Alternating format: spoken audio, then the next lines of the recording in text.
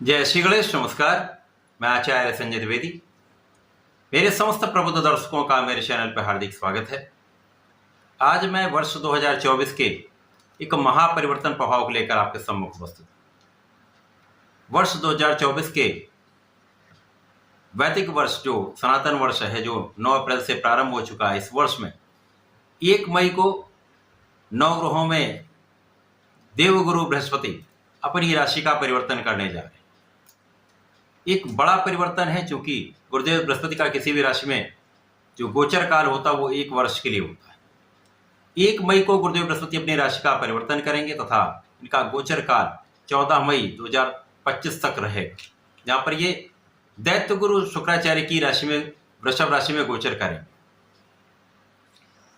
गुरुदेव बृहस्पति का जो देवगुरु हैं, सर्वाधिक शुभ भावों के, कारक भावों के स्वामी होकर ऐश्वर्य वैभव के स्वामी शुक्राचार्य की राशि में जाकर किस प्रकार का प्रभाव देने वाले, क्योंकि गुरुदेव बृहस्पति शिक्षा देने का कार्य करते हैं, इनके पास ज्ञान देने का कार्यकत्व है, आपके कार्यक्षेत्र को प्रदान करके आपको धन का अर्जन कराने का कार्यकत्व है, विवाह तथा संतान देने का कार्यकत्व भी गुरुदेव बृहस्पति के पास है।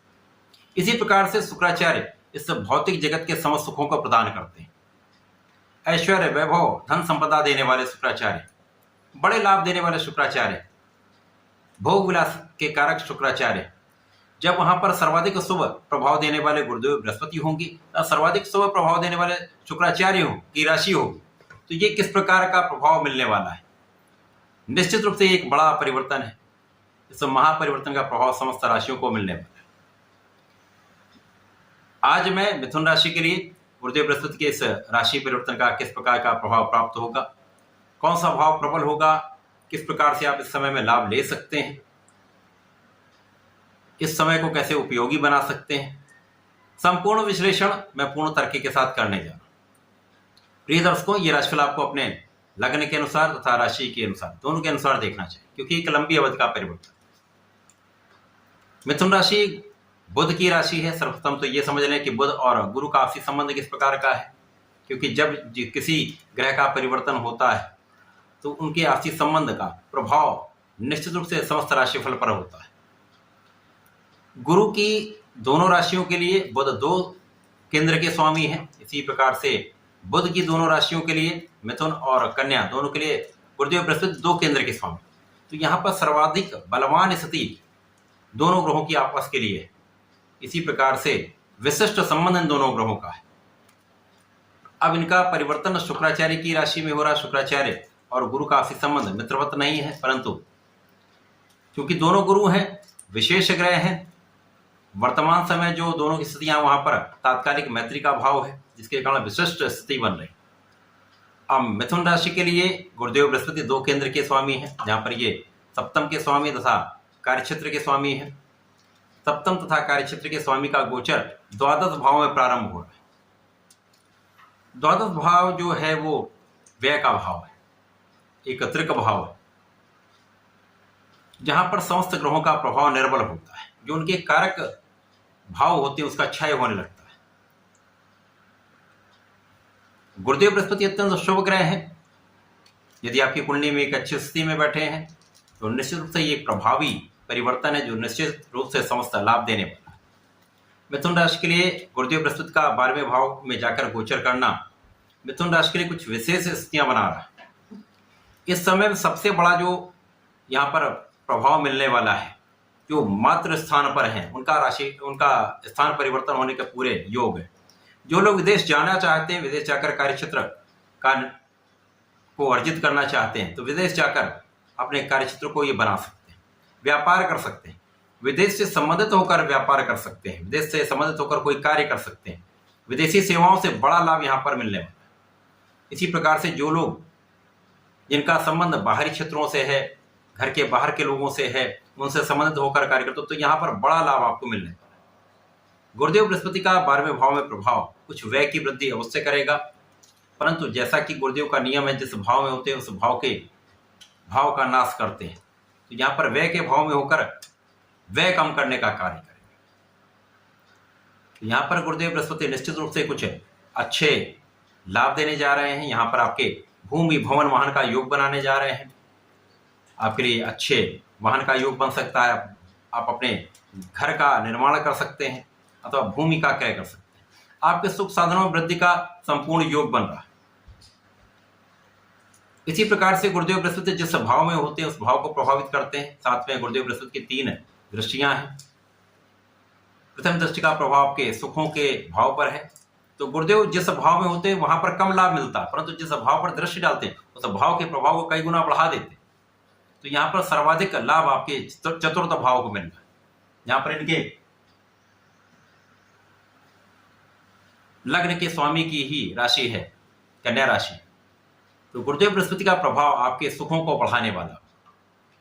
जनता का संपूर्ण सहयोग यहाँ पर प्राप्त होता है। लोगों से संबंधित होकर यदि कुछ व्यापार करते हैं, लोगों के बीच में रहकर कुछ कार्य करते हैं, तो यहाँ पर बड़ा लाभ मिलने का पूरा योग बन रहा है। इसी प्रकार से गुरुदेव का प्रभाव आपके कानूनी क्षेत्रों में आपको विजय दिलाने वाला होगा। आपके शत्रुओं पर विजय दिलाने वाला होगा, कष्टों से बचाने वाला होगा, अवरोधों को दूर करने वाला होगा तथा आपके ऋण से आपको मुक्त करने वाला। तो जो यहाँ पर व्यय बढ़ेंगे वो आप अपने ऋण को चुकाने में कर सकते हैं, अपने ऋण से मुक्त हो सकते हैं। इसी प्रकार आपके आयु की संपूर्ण सुरक्षा, आपके स्वास्थ्य की रक्षा गुरुदेव बृहस्पति कर रहे हैं। अब गुरुदेव बृहस्पति जो अष्टम पर दृष्टि डालकर आपके आध्यात्मिक भाव को बढ़ा रहे हैं। अब 12वें भाव में स्थित हैं, यहाँ पर आपकी आध्यात्मिक यात्राएं व्यय करा सकती हैं। अकारण व्यय यहाँ पर कहीं नहीं होता है। धर्म कर्म के कार्यों में आपका व्यय होगा, आध्यात्मिक कार्यों में आपका व्यय होगा, पूजा पाठ में आपका व्यय होगा। इसी प्रकार से आपका मन पूजा पाठ में लगेगा, मंत्र तंत्र ज्ञानवर्धक जितनी भी चीजें उसमें आपका मन लगेगा। विशेष ज्ञान में आपका संपूर्ण झुकाव रहने वाला है। रिसर्च कार्यों में बड़ी प्रगति करने वाले, क्योंकि ज्ञान के कारक गुरुदेव बृहस्पति, तो यहाँ पर विशेष ज्ञान बढ़ता है, रिसर्च आपका बढ़ता है, कैलकुलेशन आपका बहुत अच्छा रहने वाला है। इसी प्रकार से ज्ञान के साथ साथ बुद्धि का बल श्रेष्ठ रहने वाला है। इसी प्रकार से गुरुदेव बृहस्पति का चतुर्थ दशम का संबंध आपके परिश्रम के भाव से है तथा आपके भाग्य भाव से।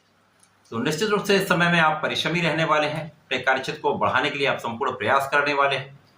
जब आप संपूर्ण प्रयास करते हैं तो लोगों का भी सहयोग मिलने लगता है, भाई बहनों का भी सहयोग मिलेगा तथा यहाँ पर भाग्य आपके साथ में रहने वाला। अभी तक जो स्थितियां बन रही थी वहां पर भाग्य के स्वामी शनिदेव जो भाग्य भाव में ही अत्यंत प्रबल अवस्था में बैठे हुए हैं, परंतु इनकी पहली दृष्टि का प्रभाव जो विच्छेदात्मक होती है गुरुदेव बृहस्पति पर थी, जो कार्यक्षेत्र के स्वामी, जिसके कारण आपके कार्यक्षेत्र उतना लाभ आप नहीं ले पा रहे थे। परंतु अब गुरुदेव बृहस्पति का चतुर्थ दशम का संबंध जो अत्यंत विशिष्ट होता है, विशेष रूप से लाभकारी होता है, वहां पर भाग्य के साथ संबंध बन गया। यहाँ पर शनिदेव महाबलवान स्थिति में बैठे हुए, जिसके कारण आपके भाग्य का संपूर्ण साथ आपको मिलने वाला है। तो जो लोग विदेश जाकर कार्य करना चाहते हैं, विदेश जाकर शिक्षा लेना चाहते हैं, संपूर्ण रूप से आपको उसका लाभ मिलने वाला है। तो ये समय मिथुन राशि के लिए पूरा वर्ष अनुकूल है। केवल इस समय में अपने कार्यक्षेत्र को बिल्कुल सिस्टमेटिक कर लीजिए, अपने बुद्धि बल के संपूर्ण उपयोग से सोच विचार कर कार्य करिए, सफलता मिलने निश्चित है। इस समय में आपको नियमित रूप से भगवान गणपति के शरण में रहकर ओम गंग गणपते नमः का कम से कम 1 माला का जप करना चाहिए। श्री गणपति श्रोतम का पाठ यदि कर लेते हैं तो बड़ा लाभ होता है। इस समय में ऐसा करके इसका लाभ लें। धन्यवाद, नमस्कार।